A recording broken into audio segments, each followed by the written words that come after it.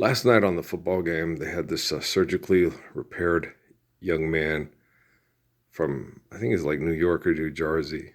Um, and his family migrated there from an island they call Puerto Rico. All right. And they took a titanium plate thing and put it in his leg and screwed it together and put him back out on the football field. Right. And he has said, they interviewed him and he said, the football field's the one place where you could hit people and get away with it.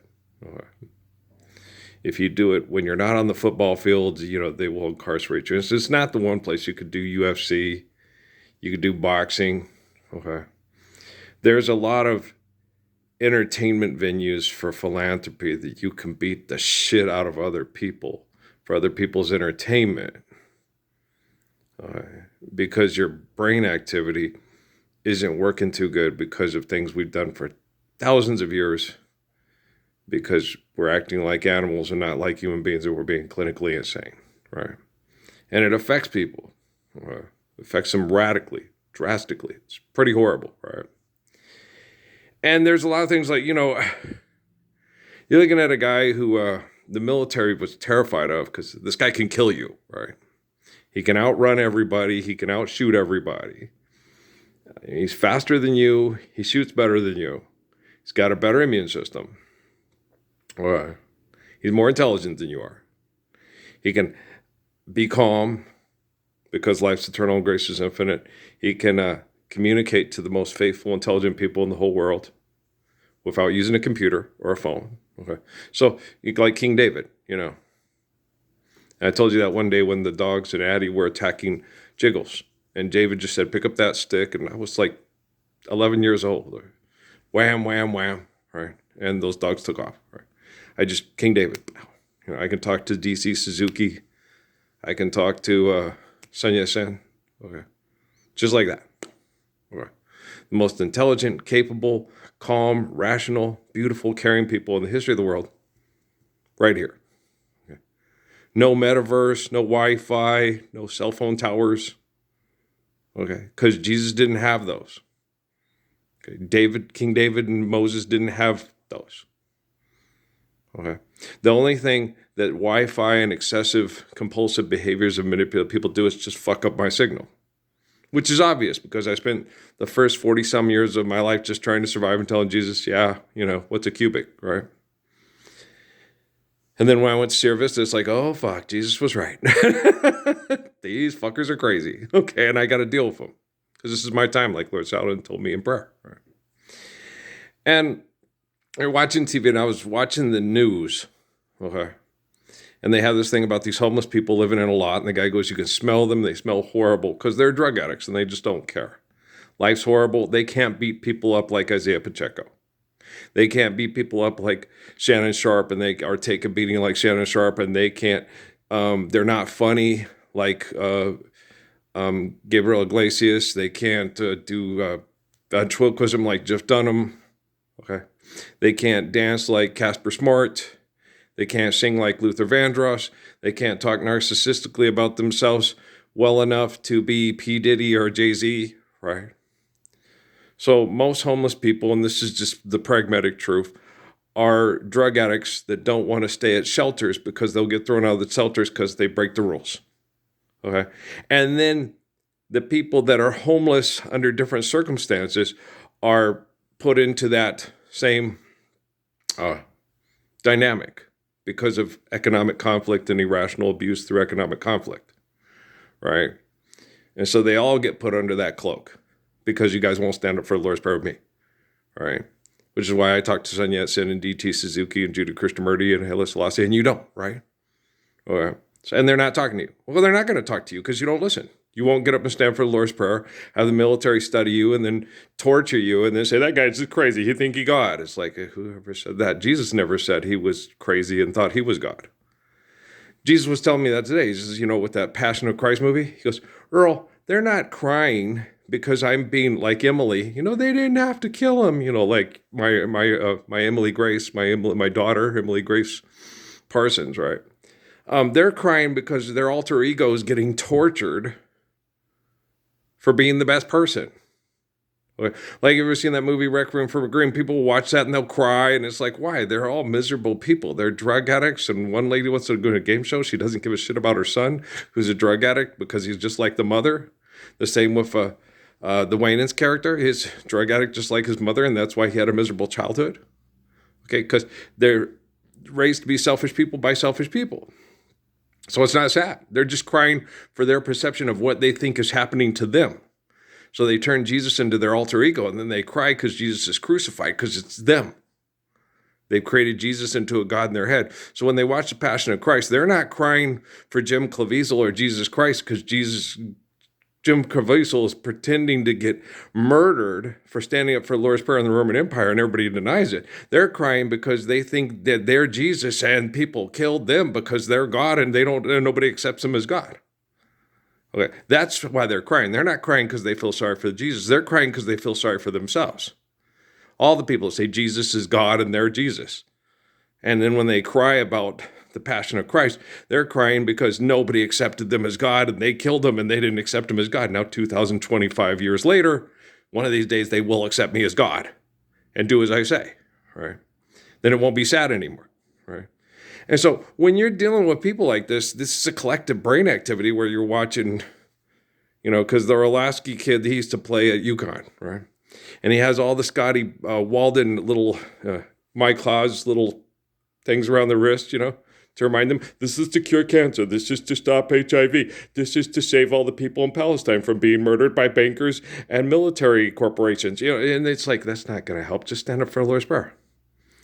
But no, they'll go watch The Passion of Christ and cry because, damn it, they just got killed. No one accepts them as God. And when everybody accepts him as God, then we'll have world peace, right? It's like watching Shannon Sharp talk to Cat Williams on YouTube. Okay, do you understand? That's all you're doing. Okay. And if you go watch and you go, okay. No, I dated girls that were as physically attractive as the little Molly girl on this. Okay. Edna, anybody who goes back and looks at my videos, oh yeah. Okay.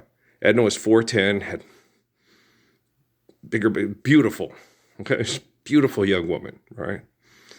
And she made custom-made bathing suits and modeled them for rich people in Scottsdale.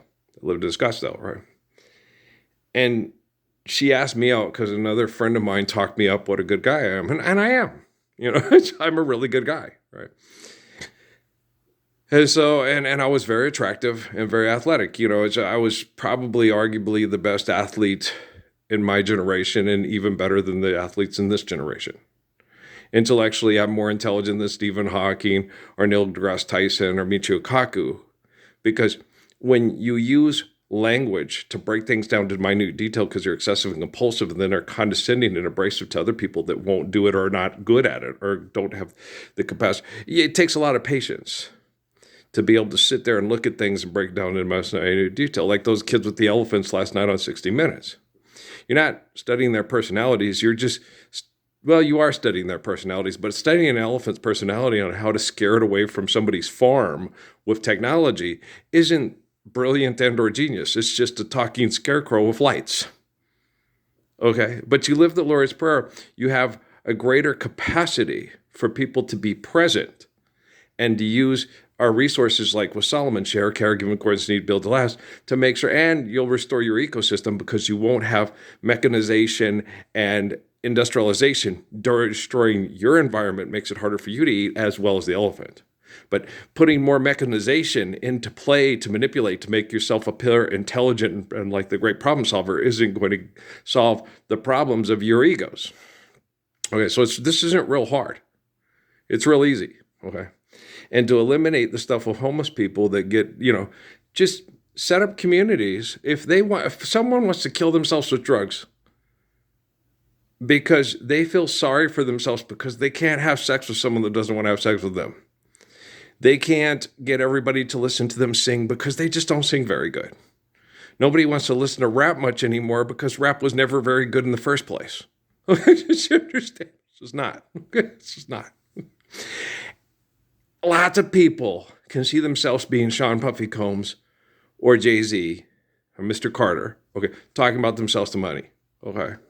Not a lot of people can see themselves being Mr. Carter's wife, okay, who's very physically desirable and sings well. Okay. There are other girls that probably sing a lot better than her. Okay. They're just not maybe as physically desirable. Like, everybody dance. Now, people that are obsessed sexually would rather have sex with Taylor Swift than Barbra Streisand, but Barbra Streisand is a better singer, right? And people would rather have sex with Beyonce than, say, Aretha Franklin, but Aretha Franklin is a better singer. Okay, so it's video killed the radio star. Just forgive, debt, and trespass, love one another in eternal faithful peace. If someone sings good, share it. Wow, that's really nice. Dorothy Moore.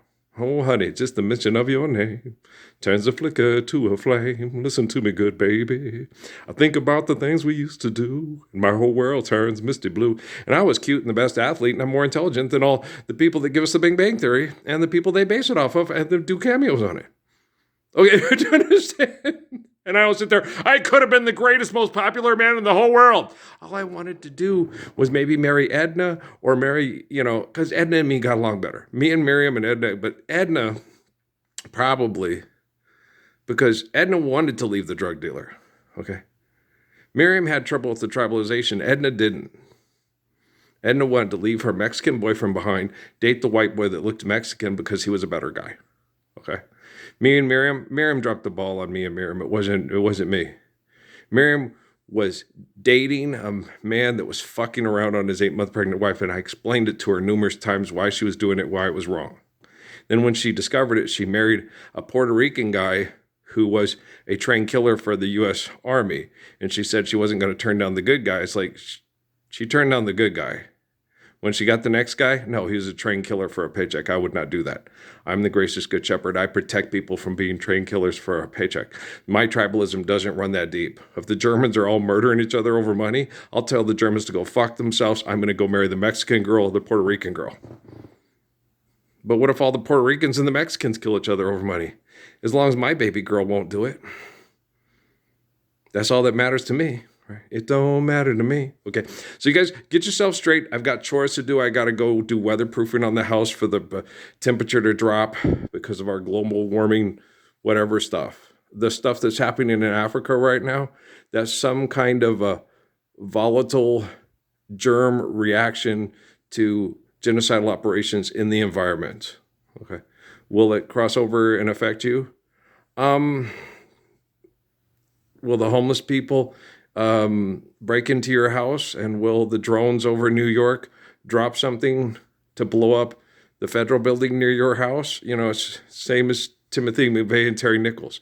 It's just the CIA training, and they just don't want to stop because they're addicted to snorting cocaine and having sex with anybody they can talk into snorting cocaine with them. Okay, I love you very much. All right, peace out.